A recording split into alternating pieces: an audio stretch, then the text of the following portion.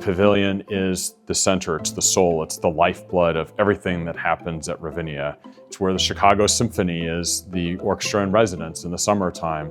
It's where the community gathers for graduations and events. It's where Staines alumni end up performing as today's stars. It is where Reach, Teach, Play ends up having its big performances, and all of our students end up making their memories. Ravinia was reopening the pavilion after the pandemic. We started recognizing that it wasn't operating as well as it did earlier.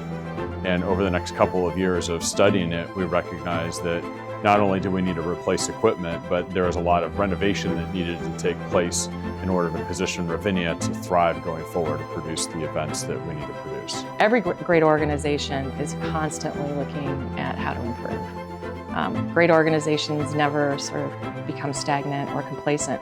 And Ravinia is a really great organization because if you look at the institution over time, this nonprofit organization, that it has always pushed to looking forward. So Ravinia is such a unique place because on the one hand, we're the summer home coming up on 90 years for the Chicago Symphony Orchestra. And so the requirements to host the Chicago Symphony and let them perform their best. And that's unique from a stage that Pitbull might show up on with all of his equipment. And we need to be able to accommodate both of them. We need to be able to accommodate 3 people on a stage with a guitar and a drum kit. And we need to be able to accommodate the Chicago Symphony with the choir. And they all need to sound terrific, and the stage needs to be flexible enough. And so the requirements coming into this project really were extraordinary and I think quite unique. This gave us an opportunity to think about our operations in a comprehensive way. And one of the big pain points that Ravinia has is actually our loading dock. Our loading dock was built in the 1950s, assuming that it's going to be a rental box truck coming up to unload the timpani for the Chicago Symphony for the summer and music stands, and that's it. Well, now we have anywhere to a dozen semi-trucks pulling up with all kinds of backstage equipment and stage gear and sound gear, and we need to have a very robust facility to be able to receive all that equipment and unload it, both to do that functionally, but also in a timing standpoint. And so now we have an expanded loading dock that has 2 spots where we can unload simultaneously, not twice as fast, but 3 or 4 times as fast. It gives us the ability to turn shows around faster, to be able to, an artist to be able to say, yes, I can pull in, I can do my show at Ravinia and then get on the road and go to the next place. Historically, backstage's artist accommodations have been very meager throughout the country. Over the last 10 to 20 years, that has changed and they've become quite luxurious, and I think rightfully so. The star of the show should feel a sense of comfort. So the pavilion renovation backstage sends the signal and the comfort and the support to the artists so that they can focus on giving their all to the performance. So I think the audience experience in the new pavilion is going to be one of almost an awakening. There's a newness that's going to come. And this is going to feel like turning over a new leaf. I think it's going to be more comfortable. The seating certainly is, the aisleway, the access, the sight lines are going to be better. And the acoustics, the experience, the intimacy that the audience is going to feel with the artist is going to be better. We're very excited about the work that Michael Barnes, the architect, has done to respect the tradition of Ravinia's pavilion, how it looks and how it feels. When Ravinia was initially founded, the architect that they had worked on it, Peter Joseph Weber, was responsible for the Tyler Gate, which is still here, the Martin Theater. There were facets of some of the features of the buildings that he did influenced what I wanted to do in the architecture that I was adding.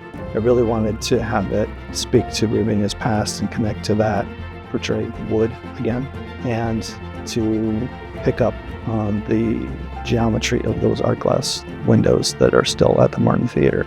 There's a series of panels that are going to hang over the new stage, that reinterpretation of that geometry, and then there are new walls that will back up the stage when it's the orchestra performing. That is a different kind of reading of the geometry of those art glass windows. Because Ravinia is such a unique and special place, the architecture should be equally unique and special to this place. As we started realizing we needed a full-scale renovation of the Ravinia Pavilion, it became a little bit of an overwhelming moment, recognizing that this is not $500,000 worth of work, but this is tens of millions of dollars worth of work. Ravinia has not had a major campaign in a long time. And so there was an unknown as to, could we afford this project? The board and the staff were all very supportive of saying, let's continue to develop this project. This is too important for Ravinia. And about halfway through the process, we ended up getting a call from a longtime supportive family, the Hunter family, that said they were ready to make a legacy gift in honor of their parents. So we thought about ways to support Ravinia, and it seemed logical that there's a start to a program to do something on the grounds, and we thought, well, let's do something really big. Let's do something that's meaningful, will be really affecting the crown jewel of the whole facility here. Our audiences are very engaged in the Ravinia experience. And when they see that Ravinia is investing and constantly looking toward the future and improving, that's going to deepen that engagement. I mean, it's going to be very attractive for people who love this place to see that it's getting loved back. If we want a world-class performing arts center like Ravinia is to be competitive and to bring the finest performers in the world here, we've had to invest. And this is an opportunity for many people to get involved. We feel lucky as the Hunter Family Foundation to be able to enter this time frame and to be involved in this and to watch and to be embraced by the Ravinia community. It's great timing for us to be involved and to have my father, Thomas Hunter, and my mother, Maxine Hunter, be memorialized here at the Pavilion. Ravinia holds a very special place in everybody's heart. Everybody has a memory of coming to Ravinia with family, with friends. This is part of summertime for so many people. And so as we go through and renovate the pavilion so that it can thrive for generations going forward, this is going to be of critical importance to everybody in the community. And we've been blessed to have a lot of very generous donors to help move this project along to make it a reality. And we're really grateful and excited about the interest in the broader community to support this, even by buying a brick, by buying the name on behind a seat, and a lot of other different ways. This is the community's asset, and we're excited to be able to update it for the future.